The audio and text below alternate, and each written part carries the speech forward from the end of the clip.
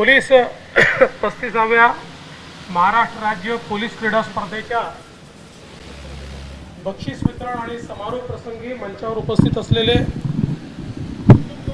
माझे सहकारी राज्यमंत्री डॉक्टर पंकज भोयर जी, योगेश कदम जी, या ठिकाणी उपस्थित असलेले अपर मुख्य सचिव श्री इकबाल सिंह चहल, त्याचप्रमाणे आपल्या पोलीस महानिरीक्षक आपल्या डीजी श्रीमती रश्मी शुक्ला, सीपी आशुतोष डुमरे, एडीजी निखिल गुप्ता आणि मंचावर उपस्थित असलेले आमचे सहकारी आमदार श्री संजय केळकर, श्री निरंजन डावखरे, या ठिकाणी उपस्थित सर्व वरिष्ठ पोलीस अधिकारी, विविध क्षेत्रातनं या ठिकाणी आलेले आमचे पोलीस खेळाडू आणि उपस्थित भगिनी आणि बंधूंनो, मला अतिशय आनंद आहे की 35वी महाराष्ट्र राज्य पोलीस क्रीडा स्पर्धा आपण ठाण्यामध्ये संपन्न केली।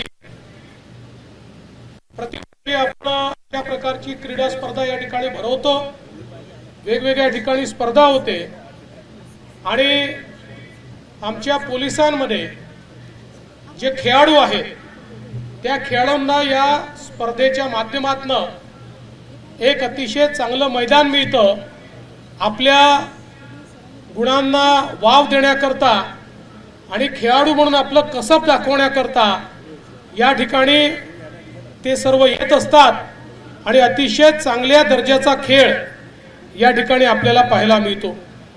मला सांगितलं गेलं आहे की स्पर्धेमध्ये एकूण 13 संघ सहभागी झाले, ज्याच्यामध्ये जवळपास 2323 पुरुष खेळाडू आणि 606 महिला असे 2929 खेळाडूंनी सलग 8 दिवस या स्पर्धांमध्ये भाग घेतला।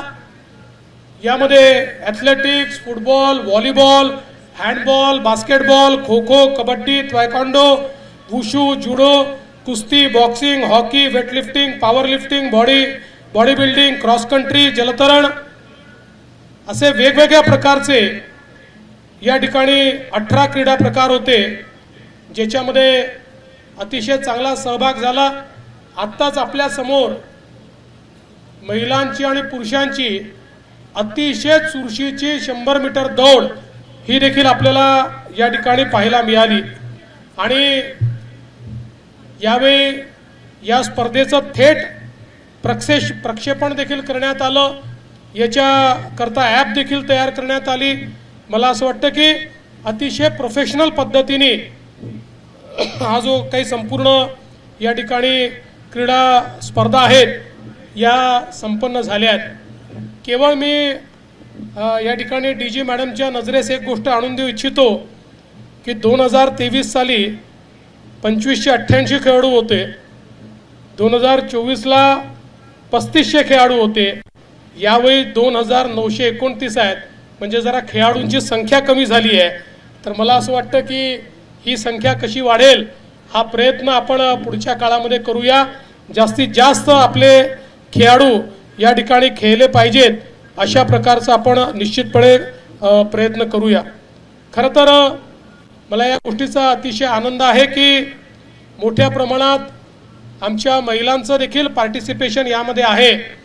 विशेषतः आमच्या पोलिसांना तर अतिशय कठीण अशा प्रकारची ड्युटी करावी लागते, पण त्यातही महिला पोलिसांना ती अधिक कठीण आहे, पण ती आपली ड्युटी सांभाळत असताना आपलं खेळाचं कल हे देखील मागे पडणार नाही अशा प्रकारचा प्रयत्न हा निश्चितपणे आमच्या महिला पोलीस देखील या ठिकाणी घेतात। त्याबद्दल मी त्यांचं विशेष अभिनंदन करतो आणि या निमित्ताने एवढं सांगू इच्छितो की महाराष्ट्राचं पोलीस दल हे देशातलं सर्वोत्तम पोलीस दल आहे। या पोलीस दलाने महाराष्ट्रामध्ये कायदा सुव्यवस्था राखत महाराष्ट्राला औद्योगिकदृष्ट्या नंबर 1चं राज्य केलेलं आहे आणि आज देशातले इतर पोलीस विभाग हे महाराष्ट्राकडे बेंचमार्क म्हणून पाहतात। ही खऱ्या अर्थाने महाराष्ट्र पोलिसांची कामगिरी आहे। आपल्याला ही कामगिरी अधिक उंच कशी करता येईल, ही अधिक अकाउंटेबल कशी करता येईल, ही अधिक गतिशील कशी करता येईल, ही अधिक पारदर्शी कशी करता येईल, याबद्दल येत्या काळामध्ये मोठ्या प्रमाणात प्रयत्न करायचे आहेत. आणि यासोबत मला या गोष्टीचा आनंद आहे की आमचे पोलीस विविध क्षेत्रांमध्ये आज खूप चांगली कामगिरी करतायत. खेळामध्ये तर महाराष्ट्राच्या पोलिसांनी वेगवेगळ्या राष्ट्रीय स्पर्धांमध्ये देखील अतिशय चांगलं काम या ठिकाणी केलेलं आहे. त्यांची कामगिरी वाखाणण्यासारखी राहिलेली आहे. शेवटी खेळाचं मैदान याकरता महत्त्वाचं आहे की खेळामध्ये आपल्याला संघभावना शिकता येते, खेळामध्ये आपल्याला स्पोर्ट्समन स्पिरिट शिकता येतं, खेळामध्ये जिंकता येतं आणि हारता येतं आणि हारल्यानंतर पुन्हा जिंकण्याकरता तयारी करता येते. त्यामुळे खेळातनं आपल्या व्यक्तिमत्वाचा सर्वांगीण विकास या ठिकाणी होत असतो आणि म्हणूनच हा खेळ अत्यंत महत्त्वाचा आहे.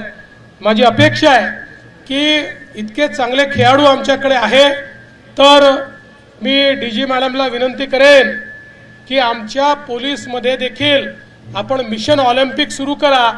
2036चं ज्यावेळेस ऑलिम्पिक भारतामध्ये होईल त्यावेळी आमच्या पोलीस डिपार्टमेंटमधल्या खेळाडूंचा समावेश देखील भारताच्या टीममध्ये त्यावेळी असला पाहिजे.